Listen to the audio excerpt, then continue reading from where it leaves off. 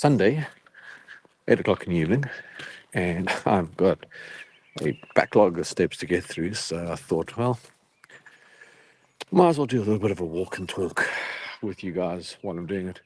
Makes it a bit more entertaining for me, and maybe I can pass on some cool information at the same time. So, hi.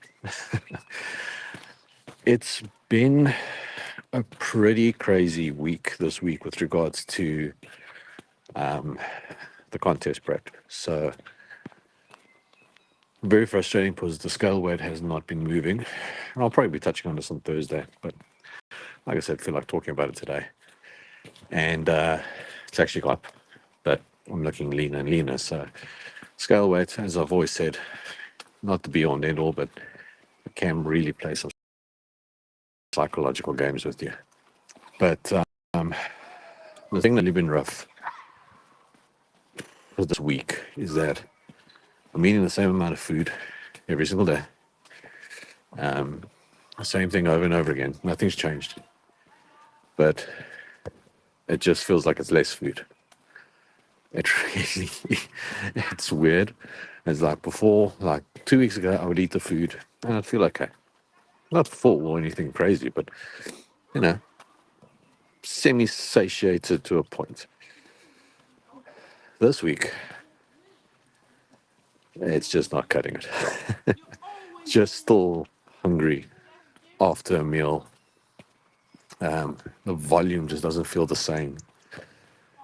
It's weird. It's really, really, really weird.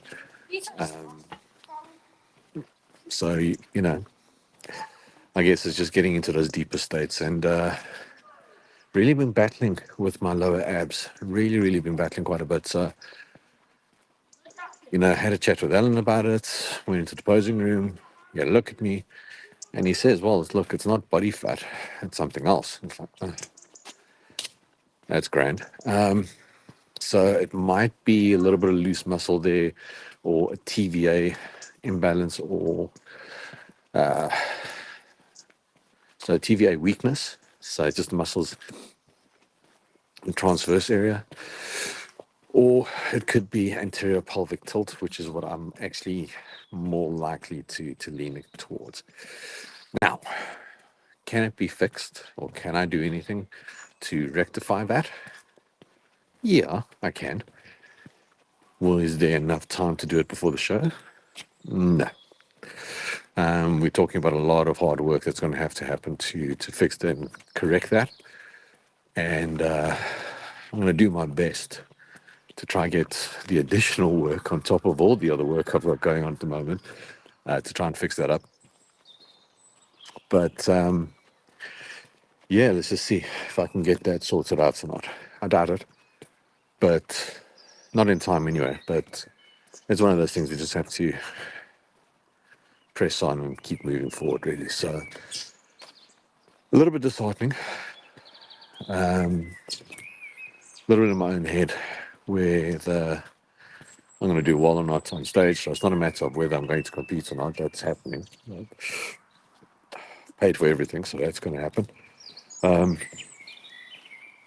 It's just a matter of what I do, I guess. Yeah, so just, got those doubts in my head, and now I'm the sort of guy who's incredibly competitive. So I want to win. I don't want to just show up, but starting to think maybe that's not really the best attitude to be taking into this. But anyway, enough of that pity party for one, because there's nobody watching the video. Yeah, so what else is going on? Yeah, so I wanted to actually talk about creatine, of all things. Now, I am old school when it comes to creatine. Like, creatine was probably the first supplement I ever took, and this is like back in 1996. And yeah, that was the days that no one really knew about it. It was almost like an anabolic steroid. And you only got into this like little white powder and a little white container and all this sort of stuff. And it was like, yeah, big hush hush. And, we did it old school, where you would have to do a loading phase of about 20 grams creatine monohydrate every single day. And you couldn't just drink that with water. No, no, no. That had to be done with grapefruit juice. Not any juice. Had to be grapefruit juice. So you do that. You take about 20 grams a day. So 5 grams 4 times a day with grape juice. And you do that for 5 days. And then every single time you took creatine monohydrate, it had to be with grape juice. Now, the creatine monohydrate back then was coarse and was like eating, beach sand. It was not a pleasant experience. But hey, man, you got the gains and all that sort of stuff. And that's what you had to do back in the day when creatine came out. Now, you got the modernization of creatine, micronized creatine, which was probably made famous by AST supplements back in the day. And then you had all the other hundreds of different types of creatine. You had crealkaline, which is still running around at the moment, creatine ethyl ester, which was the biggest failure known to man, creatine ACL. That does work. And I'm going to touch on that in this little chat now. Creatine magnesium, tricreatine. I'm trying to think of all the other ones. There's not a lot of creatines out there. But it all came down to the fundamental thing that you just had to take the creatine. Now, what a lot of people ask is, when is the best time to take creatine? And the answer is it doesn't really make too much of a difference. So long as you're taking it consistently, and that's the key, is saturating the muscle with creatine monohydrate. So you've got to be taking it daily. Okay, that is just the be all and end all. And once you start getting that, and once the body's been saturated, then it's just like maintenance, basically. Now, you can do a loading phase if you really want to get aggressive with the creatine monohydrate, but you don't have to really do it. You can just load up slowly with the 5 grams every single day, and then you're fine. There's no issues with doing it just that way. So that's with the creatine monohydrate. So it's not so much about when to take it, although there are some studies that show there are some benefits, especially in natural lifters, taking it post-workout. Okay, so there is some science that will help there, but if you're on TRT or if you're on, physique-enhancing drugs, you don't really need to worry too much about that. It's just about getting it in every single day. The more important question with regards to creatine monohydrate is how you take your creatine monohydrate. Now, I know there's this new way of doing it where you need to be putting it in with warm water, stirring it so it gets more dissolved, and then you drink it, and apparently it's easier on your stomach. Look, I don't think it's that big a deal, but if that helps you, then by all means continue doing that if that's working for you. But for me, you've got to be taking creatine monohydrate with a carbohydrate source. And I'm going to explain to you why. And also an electrolyte. I'm going to explain to you why too. So, creatine monohydrate, it needs the electrolytes to actually enter the muscle cell. Okay? It needs the sodium, needs the calcium, needs the magnesium. That is the mechanism for it to get into the muscle cell. All right? So, electrolytes are incredibly important when it comes to taking your creatine, but it's not the most important thing. It is important, but not the most important thing. Carbohydrates is more important.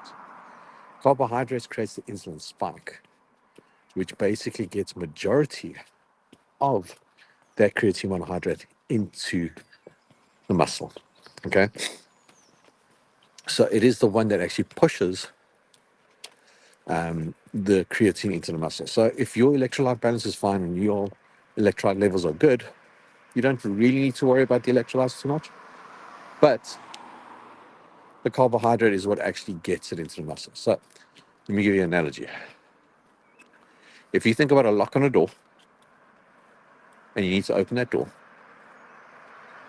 the key is the electrolytes, and that's going to open up the lock, right? But how quickly you open that door and go through it is with force. And that's where the carbohydrate comes in.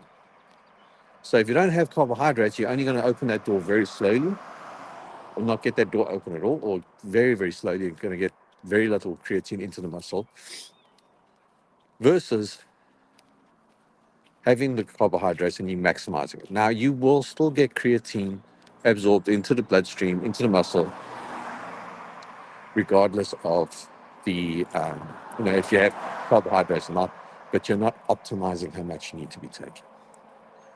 Right.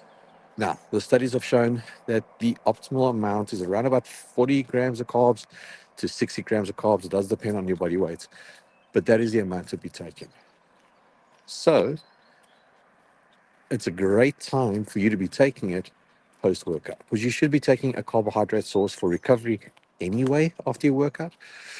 So kill two birds with one stone, take your creatine post-workout with the carbohydrate source. So that way you're getting the maximum amount of your creatine monohydrate into the post. Now, I did want to touch on creatine HCl or HCI. The reason why that is more effective is not because it gets into the muscle more effectively.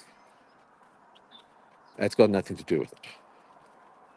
It's got to do that your body can actually just digest it a lot easier, and it gets absorbed, dissolved into the water for more effectively, or gets dissolved into however you take it. So most of the time it's with capsules. So it's just a matter of how it gets into the bloodstream. It doesn't show to be more effective or less effective than it is creatine monohydrate. So why you would be taking creatine HCl is basically because you get stomach cramps or something along those lines when you take creatine monohydrate. Now, if you do have those cramps, you can try the warm water methodology. But I think if you just take creatine monohydrate with a carbohydrate source, the carbohydrate is going to pull that creatine into the bloodstream a lot more efficiently. And you're going to get the maximum insulin spike, which is going to drive that creatine monohydrate into the blood, into the muscle itself. So for me, it's a bit of a no-brainer. Take your creatine monohydrate with a carbohydrate source. You shouldn't have any stomach issues. I do say shouldn't, because there are people that will probably still have issues, but you shouldn't have any issues. You're optimizing insulin response. You're getting the creatine into the muscle. You're hitting your post-workout carbs. You're basically getting everything out. And then days that you are not training, take it with your next carb meal. So whether that's at night, in the morning, whatever the case may be. You do want to try and be, ideally in the real world, you want to try and take at the same time every single day. But again, it's about the saturation of the muscle with creatine monohydrate. So don't stress about it, man. Really don't stress about it. Just make sure you're getting your creatine every single morning or every single day and stay consistent with it. Because if you're not consistent with it, you're wasting your time, you're wasting your efforts. If you want to make it optimal, get the most from your muscle growth, make sure you're getting it with carbs. Take that creatine monohydrate with carbs. All the old school creatine products, Batago from Nutrix, carb source, Salmas from MuscleTech, which is just a carb source and creatine. It works. All right? It's not sexy. I know everyone wants to run away from carbs, but it works. All right? If you want to take advantage, do that. Right. I've been rambling on for about 15 minutes now. And that is pretty much me in a nutshell. So I hope you guys have a wonderful rest of your Sunday. And if you've got any questions, any issues, let me know. If you learned something, like and comment in the messages below, and I will reply back to you as quickly as I can. If you've got questions, if you are looking for coaching, please reach out. I'll be more than happy to have a discussion with you and see if we are a good fit. Other than that, God bless. Take care. And always remember to put your weights away.